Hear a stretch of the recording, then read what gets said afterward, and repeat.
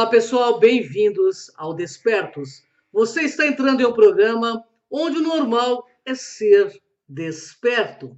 Estou aqui com Maria C. Pereda, autora da série de livros do Sol Negro, e hoje nós vamos falar sobre imortalidade, sob a ótica científica.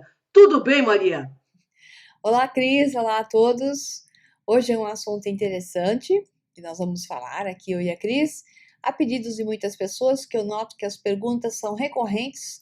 E, em função disso, nós decidimos retomar um tema que eu e a Cris fizemos talvez um ano e meio atrás, naquela série antiga do programa Despertos, que era feito para a rádio, e depois eu editava. Até lá, está um pouquinho mais completo do que hoje nós vamos falar aqui, nós vamos falar de uma forma mais resumida para vocês. Então, vamos lá, Cris. Maria, a partir de novos estudos, experiências científicas, está sendo embasada a teoria criada por alguns grupos de pesquisadores altamente capacitados, dentre eles, alguns sendo referências na área de biologia e da física, que diz sermos imortais. Fale-nos a este respeito. Pois é, Cris, nós temos hoje uma coisa maravilhosa, que é uma nova ciência que está surgindo, com muitas resistências, como nós estamos vendo claramente dentro do campo da física, do campo da biologia, em vários níveis, em vários, digamos, em várias áreas da medicina. A neurociência vem liderando isso com muita persistência, digamos assim. Geneticistas, especialistas em biologia celular e molecular. Bom, de todas as áreas nós vamos encontrar, até ligados a especialistas em engenharia da computação, porque agora entra no circuito a ideia da consciência. Então, dentro da ciência unificada, a física unificada, liderada por vários cientistas, e um deles eu mencionei direto, né? Porque eu apresentei um trabalho que era do Resonance Project, do Resonance Academy, que é do Nassim Haramein e outros, mas é liderado pelo Nassim Haramein. Esse trabalho que eu apresentei na sinergia quântica, que era uma visão onde a física unifica várias outras áreas e traz a consciência de volta ao circuito. Então, existem outros físicos quânticos, e não só quânticos, físicos teóricos, envolvidos nisso também. Então, vamos lá. A teoria quântica mostra que após a morte, a consciência pode ir para outro universo. Porque quando nós falamos de vida, o que é vida? Vida é quando a consciência habita um organismo biológico, né? Então, o organismo biológico está vivo porque ele tem uma consciência que o coordena.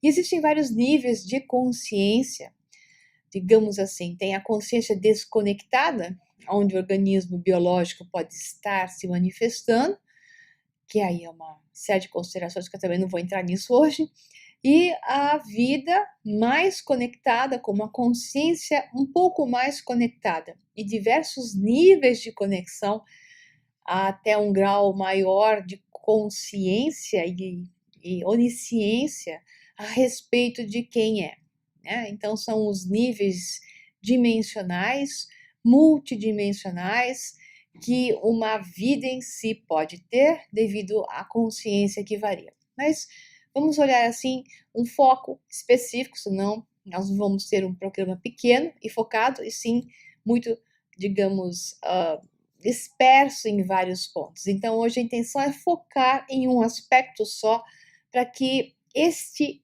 aspecto isoladamente possa ser melhor compreendido. Então, vamos lá.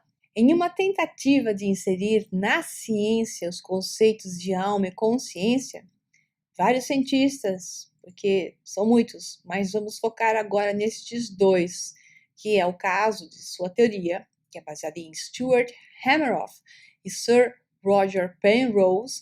Eles criaram a teoria quântica da consciência, gerando sua transferência para o lado de cá, onde percebemos a vida tal qual a nossa realidade, né? como também para o lado de lá, dentro de pequenas estruturas que lembram os nanotubos de carbono ou carbono grafeno, usados em outras áreas como componentes eletrônicos, por exemplo, e presentes também no interior das células. Stuart Hameroff, ele é um médico da área de anestesia, então anestesiologista, que são os especialistas e conhece muito bem essa história de estamos do lado de cá ou estamos do lado de lá. Eu costumo dizer que, dependendo do nível da anestesia, ela te deixa mais do lado de lá do que do lado de cá e depois te traz de volta. É por isso que ele sabe muito bem do que ele está falando. Essa é uma das áreas mais adequadas para esse assunto, né? Ele é um americano, professor da Universidade do Arizona, conhecido por seus estudos focados na consciência, seja lá o que for a consciência, né? E Sir Roger Penrose, Sir, né? Físico matemático da Universidade de Oxford, eles argumentam juntos que nossa consciência não seria fruto da simples interação entre neurônios, mas sim resultado de efeitos quânticos gravitacionais sobre esses microtúbulos. Uma teoria da redução objetiva orquestrada é o termo que foi dado por eles. Ou até indo mais longe, eles dizem assim: a alma seria parte do universo, imortal, e através da morte física do corpo ocorreria um retorno ao universo. Conceitos similares ao budismo e ao hinduísmo, que falam isso de outras formas, né? De acordo com Hameroff, experiências de quase morte estariam relacionadas com essa natureza da alma e da consciência. Quando o coração para de bater e o sangue deixa de circular, os microtúbulos perdem seu estado quântico e começam a se desmanchar. Interessante processo. Então, a informação quântica contida nos microtúbulos durante a vida física, ela não é destruída. A informação nunca se perde. Eu expliquei isso detalhadamente no curso Sinergia Quântica e também não vou entrar de novo nisso daqui para a gente não sair de um único foco, como eu falei, tá? Então, eu vou repetir. A informação quântica contida nos microtúbulos durante a vida física, ela não é destruída e não pode ser, apenas se distribui e se dissipa pelo universo. Ela fica gravada no campo de energia que hoje os físicos mais ainda dessa física integrada, mas não só, os físicos, astrofísicos e tudo, dizem que a informação é gravada na boca de buracos negros. É como se fosse um disco, um CD, e ali é onde tudo está gravado. É nesse campo de energia onde a informação está gravada e nunca se perde, e pode ser acessada a qualquer momento. A informação existe e nunca se perde. Hameroff diz o seguinte: acho que a consciência ou seu precursor imediato, a protoconsciência, esteve no universo desde sempre, talvez desde o Big Bang. E ainda diz: é possível que a informação quântica exista indefinidamente fora do corpo, algo parecido a uma alma, diz Hameroff, que defende que ninguém na comunidade científica pode desafiar sua teoria. Incrível, eles foram indicados para o Prêmio Nobel. Então vamos a algumas das hipóteses que foram faladas sobre as diversas maneiras que a ciência aborda a consciência. Então, uma das hipóteses para explicar o que seria essa consciência, né? Elas foram surgidas até essas teorias nos últimos 20 anos, e essa também. E essa teoria em si, ela foi criada pelo matemático Roger Penrose. Segundo ele, a consciência seria o resultado de fenômenos quânticos acontecendo ao nível dos neurônios. Ou seja, ele está se atendo a um pedaço. Ou seja, a consciência entrando na fisicalidade. Então, essa consciência que já permeia a fisicalidade, ela estaria permeando e criando fenômenos quânticos nos neurônios, né? Interessante. Isso é possível através dos microtúbulos, que ocorre uma vibração em frequência de megahertz nessas estruturas que acabam gerando padrões de interferência ou até batimentos em frequências menores, batimentos que podem ser analisados e foram comprovados por eletroencefalogramas. Então, existe uma série de provas da teoria baseada em uma série de estudos e testes que foram feitos e reproduzidos. Isso é ciência. Então, os brilhantes cientistas Hameroff e Penrose afirmam que, depois de 20 anos de críticas céticas, imagino o que eles sofreram, a evidência agora apoia a teoria, porque eles descobriram e mapearam e mostraram que realmente existem estruturas de microtubos de carbono, grafeno, né, que são chamadas de ORC, O-R-C-H, O-R, O maiúsculo, R maiúsculo, que foi o nome que foi dado a elas.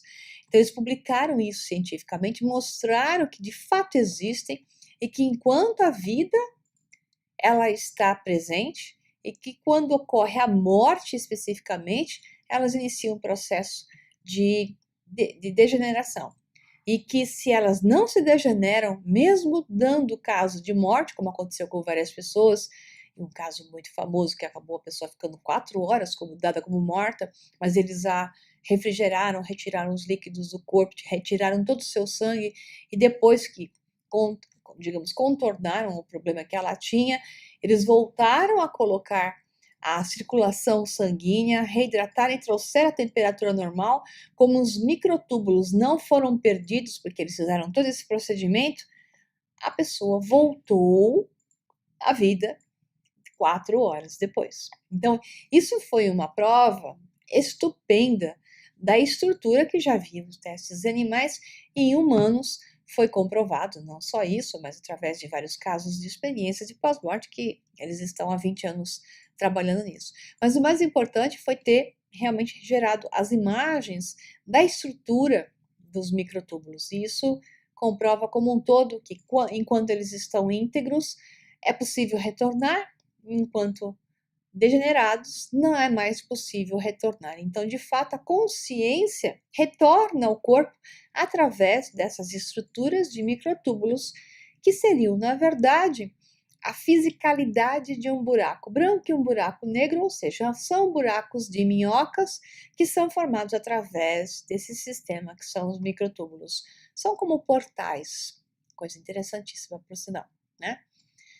Então, eles diziam o seguinte: se o paciente é trazido da beira da morte, essa informação volta aos microtúbulos, enquanto eles não se degeneraram.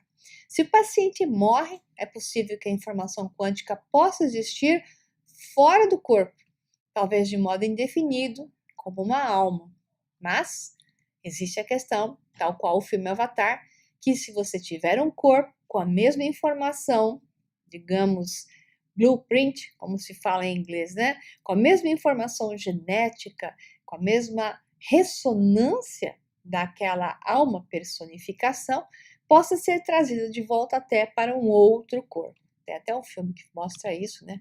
Meio horripilantemente, mas é uma ideia até da mumificação e como um todo, preservar o material biológico para que com a sua preservação possa ser criado, talvez até, não só o próprio corpo seja revivido, mas a ideia mais coerente seria criar um novo corpo com a mesma informação genética para que a mesma informação quântica da alma seja passada para o corpo. Aí vai uma discussão, porque na verdade não é a mesma pessoa, embora pareça que está sendo ali, como eu digo, reencadernada, e sim uma alternativa, uma versão alternada da informação que estaria encadernando naquela pessoa com a mesma matriz biológica.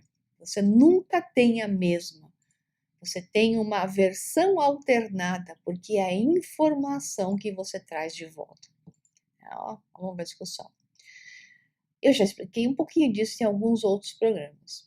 Vamos lá. Existe um livro que eu já falei também de um outro programa, na época que nós fazíamos Despertos, programa de rádio, que eu chamei até o programa de biocentrismo, como a vida e a consciência são as chaves para a compreensão da natureza e do universo. Então, existe o livro Biocentrismo, que é do Robert Lanza, a teoria foi criada por ele, né? E que movimentou também a internet ao juntar o trabalho do Roger Penrose e o Hameroff com o conceito do Dr. Robert Lanza, que não é pouca coisa, sobre o biocentrismo. Então, o autor dessa publicação, que é o cientista renomadíssimo e ninguém se mete com ele devido ao seu calibre, né?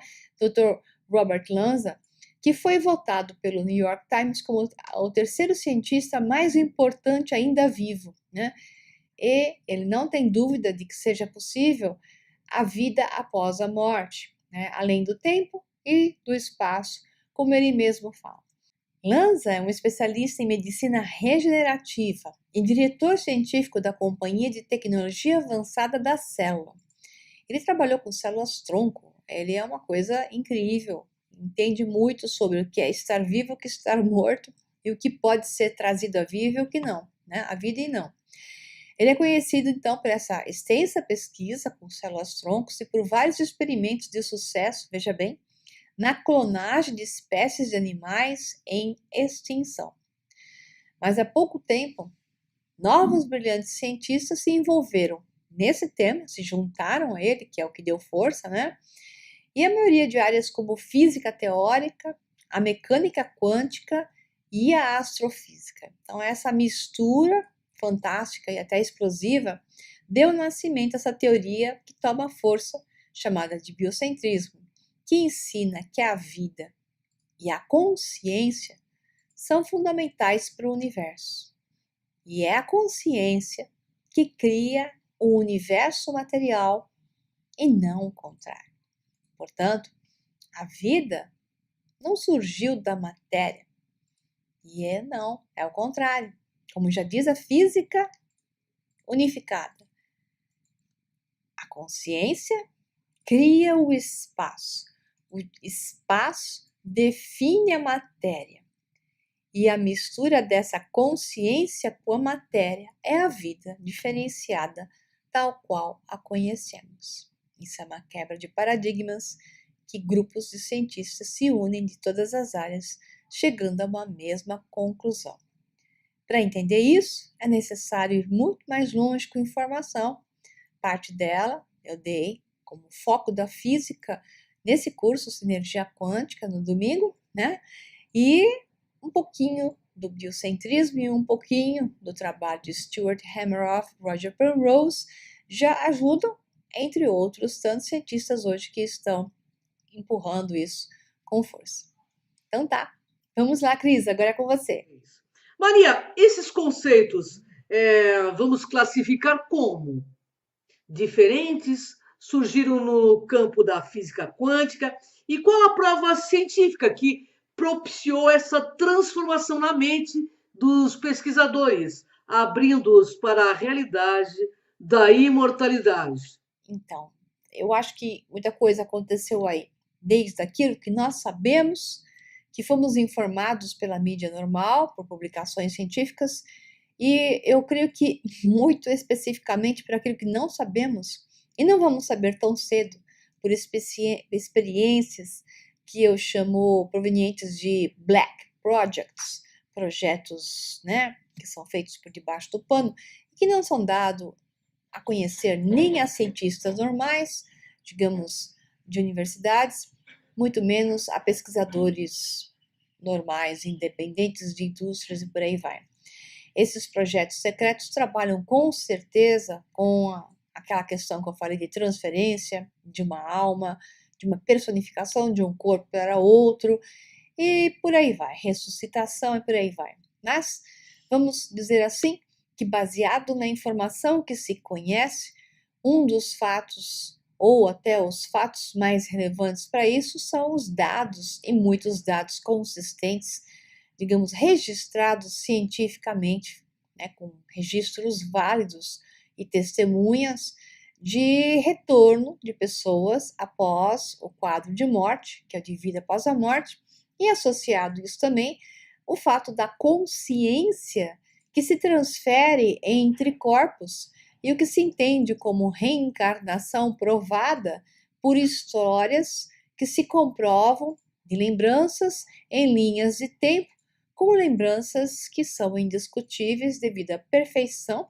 e à validade e à veracidade de suas informações. Esses são os pontos mais importantes, certamente. Então, é com você, Cris. Então, de onde viemos? De onde viemos?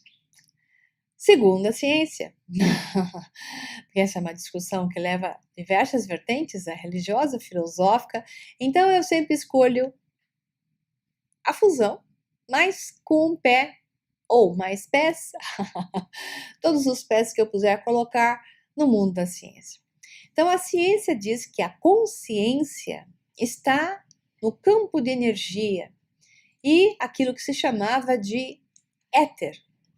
O éter é o não manifesto, mas do qual tudo se manifesta. Eu expliquei longamente também, na energia quântica, o que é o éter e que são essas flutuações que ocorrem no éter, flutuações de densidades e que geram um momento onde a massa vai se formar, porque se gera um buraco negro e esse buraco de minhoca, digamos assim, que tem uma ponta aqui dele que é o buraco negro e outro que é o buraco branco, acaba definindo um centro de massa, né? Então é sempre numa deformação desse campo, numa variação de densidade, se forma um buraco de minhoca e nesse ponto é onde a massa se define. Por isso que a ciência hoje diz que nós vivemos dentro de um buraco negro, que é o termo, né? Só para ficar mais dramático chamar de buraco negro, mas na verdade é dentro de um buraco de minhoca, porque nós temos uma entrada e uma saída. E o nosso universo surgiu de um universo anterior através de um buraco de minhoca e a sua saída foi gerada através de uma saída de um buraco branco. Nem sabe-se muito bem agora por leituras, isso já está catalogado e registrado recentemente, que no centro do nosso universo existe um buraco grande, um enorme, gigantesco buraco negro. Então eles chamam de buraco negro, o que pode ser também o contrário, um buraco branco, né? Mas hoje em dia se considera buraco branco aquilo que se consegue mapear como injetando a energia escura ou até matéria escura dentro do nosso universo, porque é isso que gera a inflação e a expansão da nossa realidade, do nosso universo, como se fosse uma bexiga e alguém soprando. Então, o nosso universo está sendo soprado por um outro universo que está atrás de nós. E de onde nós viemos? Da consciência, que é um mar de energia, um campo de energia, porque é no campo de energia que fica gravada toda a informação. E tudo que se sabe está nesse campo de energia. Portanto, quem gera todas essas situações e essas diferenciações, essas segmentações para experimentar mais e mais de si mesmo e conhecer mais e mais de si mesmo, é esse campo universal de energia, onisciente e onipotente, que vai se manifestando sob diversos ângulos, diversos pontos de vista. Filosófico, mas também científico. Vamos lá, Cris. O que a descoberta do bóson de Higgs tem a ver com isso? Bóson de Higgs, na verdade, é o primeiro momento onde a matéria pretende se manifestar, digamos assim. Então, é o momento em que a luz se transforma em carne, né? Uma parte filosófica religiosa. Então, ele não é ainda uma matéria, mas ele já adquire uma carga, não? É um estágio intermediário, ele é tão instável que é muito difícil pegá-lo. Então, é o primeiro momento onde a flutuação daquele monte de partículas minúsculas, que não são partículas ainda, na verdade, são sistemas de flutuação redondinhos chamados de Planckzinhos, Plancks, são estruturas e constantes de Plancks, medidas de Plancks, que estão flutuando e girando, fazendo seu spin, que se juntam em um determinado momento e geram uma variação nessa densidade e surge, aparentemente, pelo que se conhece hoje, a primeira coisa que surge nesse campo é exatamente a partícula de Higgs. Então, esse seria o pequeno bóson de Higgs, né? Esse seria o primeiro momento onde a matéria inicia o seu processo, sua jornada de adquirir carga, para depois ir adquirindo massa e ir se diferenciando como matéria da forma que a conhecemos. E isso é apenas uns 4% do universo. A grande maioria é matéria escura e energia escura. Nós vemos apenas 3 a 4% daquilo que o universo em si é. Ou seja, não vemos nada. Todo o resto existe, mas nós não percebemos ainda. É com você, Cris.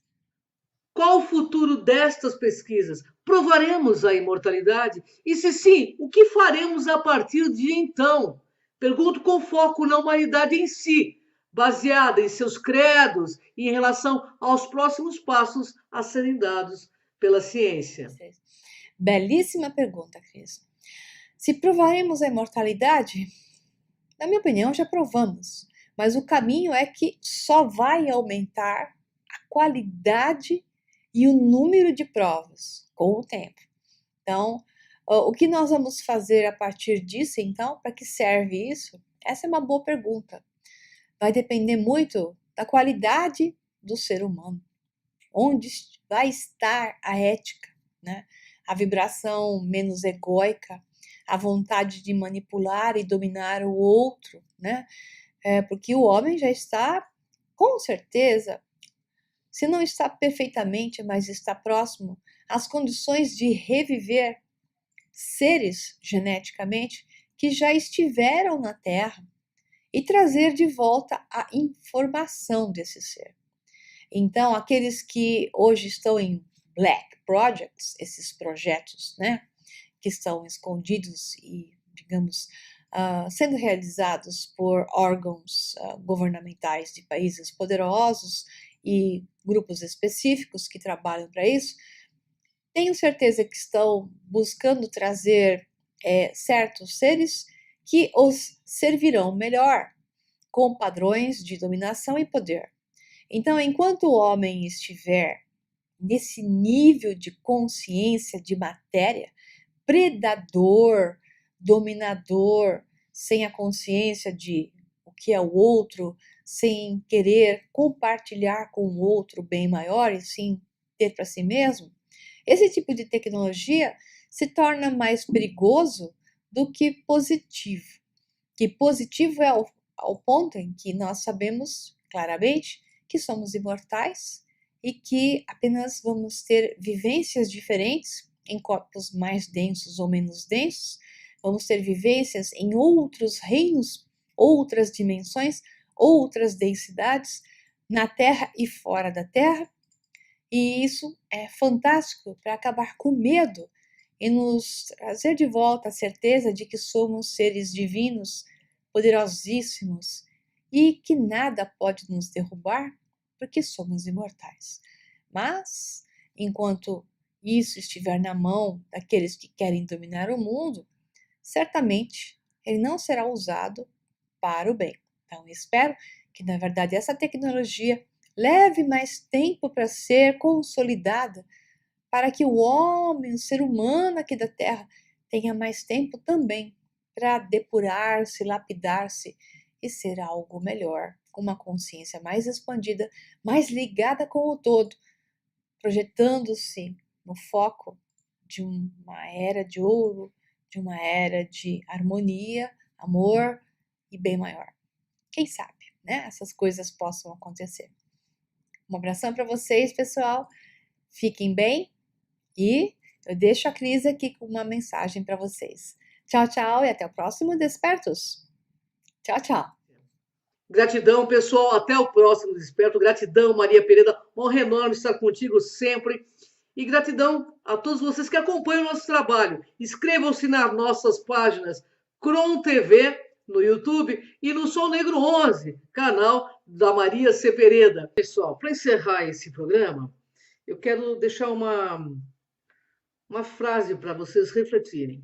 Ao amar a vida, desvendamos a serventia, né, do corpo para além de guardar a nossa alma imortal. Porque no amor, no autoconhecimento, na sabedoria, o corpo delata a presença da alma, que veio para morar na superfície da nossa pele. Gratidão, pessoal. Até o próximo Desperta.